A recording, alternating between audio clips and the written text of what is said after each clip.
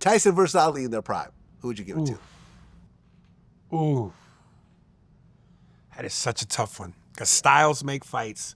And you're talking about a guy in Ali who's taller, longer reach, can fight going backwards, one of the quickest jabs in boxing, one of the quickest hands in boxing, can throw punches in bunches, the footwork, the ring generalship, knows how to work the ring, get out of tight spots. He would be so elusive for Tyson. But then you're talking about a guy in Tyson who could box and brawl. What happens when he gets up close? Yeah. Back then when Mike Tyson had the peekaboo, the head movement, the slipping, the dipping.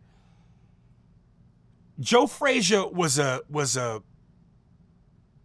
like if Joe Frazier was a half a version of Tyson. Only difference is Tyson was quicker, footwork, hand speed wise. Joe Frazier was known for a powerful left hook. That's it.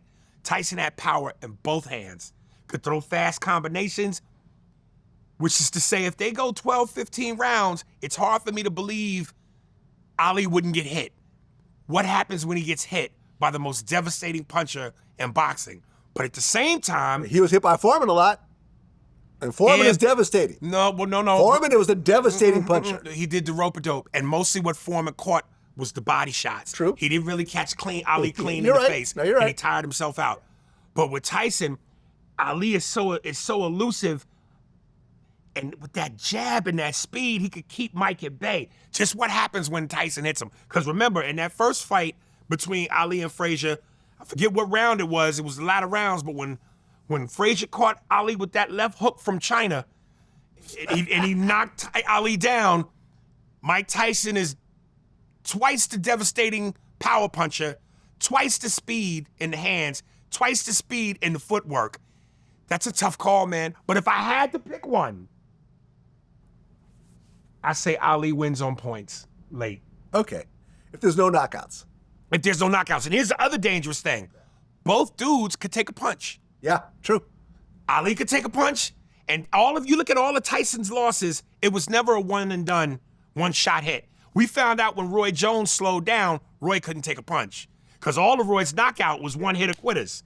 Well, no. He would hit him with like 10 punch combinations. You had to hit Mike, you had to beat Mike up to knock him out. Well, no, I mean, I was talking, with Evan, my assistant, about this the other day, about how, imagine after losing to Buster Douglas, Mike doesn't go to prison.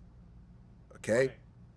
So obviously there would be a rematch with Buster Douglas. Which I was so mad never happened. It never happened because... And technically Mike won that fight. No. Yes, he did. Yes, he did. Douglas was down for 14 seconds.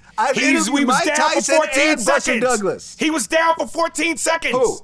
Buster. No, he wasn't. Yes, he was. Look at the tape. Tell, if you look at him, he was ready. It was a late count. When he got knocked down, the referee was telling Mike to go to his corner. He was down for at least 2 or 3 seconds before the count began. When he was doing the count, Buster Douglas was ready to go. He was not disoriented. He laid there for a second. No, he was ready. As soon as he hit the 10, he popped right up. He was not disoriented. I don't fanboy Listen, about... Mike agrees with you. I don't fanboy about much, but I'm a fucking hero when it comes to Tyson, Murphy, and Ali. Okay. When it comes to Eddie Murphy, Mike Tyson, and Muhammad Ali, you can't tell me shit. Okay. I've done the homework. Okay, so we can agree to disagree on this. We know, we're gonna agree to agree. Because I've interviewed both of them about this. No, you didn't. And Tyson said what? Tyson said it was a long count. Well, I didn't care about my eye, but I was complaining about that he was knocked out for 14 seconds. And they gave me a long count. I wasn't complaining, but it was the truth. The long count. So do it again and count. As soon as he hit the floor, it was 14 seconds when he got out. Right. So Buster, they said Buster, when they asked Buster, and Buster denied it. What you think? I mean, Well, look at it right now. You can look at it right now. Look at your phone and it's count. Right. So what does that mean if it's a long count? Buster said it wasn't a long count. He said, I was ready to go. Well, what do you expect Buster to say? You mean the winner? The one who legitimately won?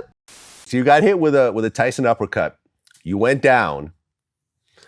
And when you watch the fight, right, and I watched it again this morning, to me, it was very clear that you were not dazed. You could get up anytime. You waited until about the 9 count to fully come up and say, okay, I'm ready. Right. But according to Tyson, and I remember I watched a clip from his Broadway show, he is convinced that you had 13 seconds on that mat. Yeah, keep going. Yeah, that he was convinced that you were given 13 seconds and technically he knocked you out. Right. And he still says that to this day. Right, but they don't say how many seconds he got. Right. That referee was scared to death, like, oh my gosh, 1,100, 2,202. His count was longer than mine. He's talking that smack. If you look at the tape don't lie. Okay. It was at least 12 or 14 seconds. I disagree.